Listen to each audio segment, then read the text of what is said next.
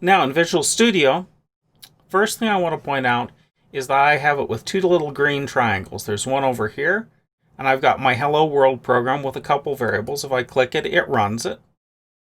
And I have another one over here. And these do slightly different things, but as it is right now, they both run it. Now, I can actually make in Visual Studio it stop at a particular line.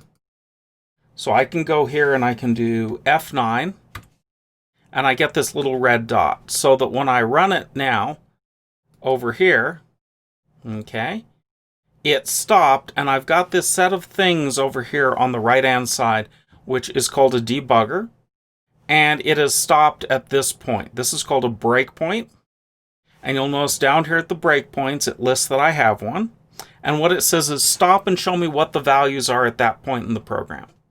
So it has this variable HH that has hello in it. And I can step to the next, which is actually going to take me to the end of the program. But I can step past that breakpoint with that little control that's up at the top center, and there's a little arrow, I don't know what, play button, I think is what they call that. But that steps to the next thing. Now I can create a second breakpoint in here by doing F9 again, and we can stop at some other location inside the code.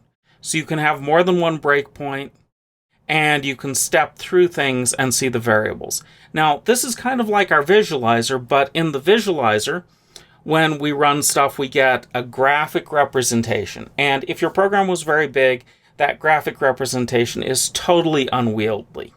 Whereas a debugger can be used for an awful lot of code to get, what are the values of my variables out here? What do they look like? And up to a point, a debugger can be a useful thing.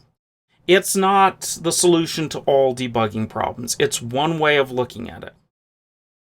There's a whole other thing that says that, print statements are the way you should look at code.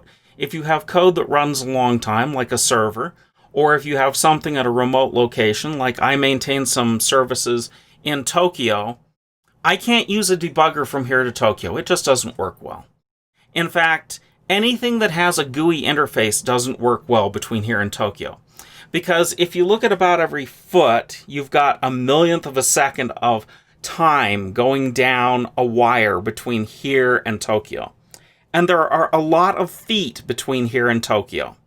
And those millionths of a second add up, and it makes GUI interfaces, graphical user interface tools, unusable on the other side of the world.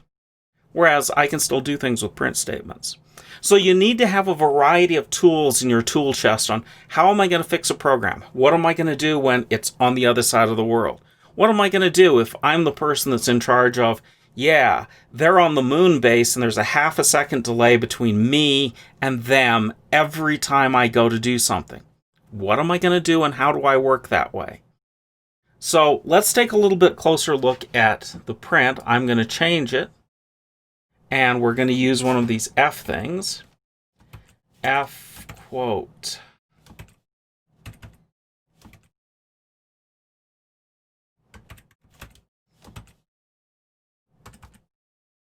Let's do that. We'll print with, and, I really do need a close paren there, or guess what? It will give me an error.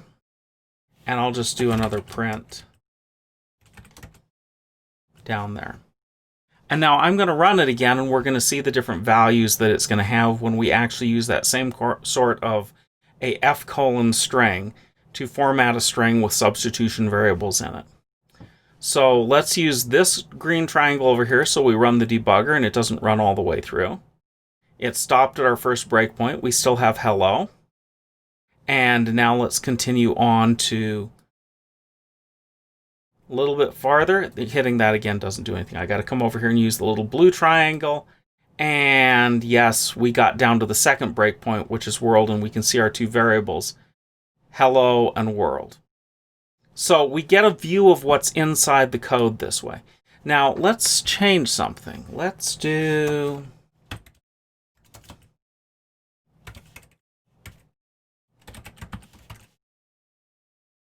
Okay. We'll add a function in there that gives us the title. So we'll get a capital H.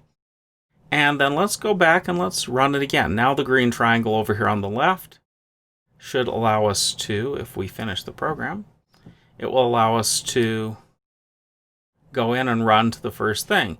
And now you see that HH, when we got to this point, after it has called title and taken this title, which gives you an uppercase for the first letter, it's got HH with a capital H in hello.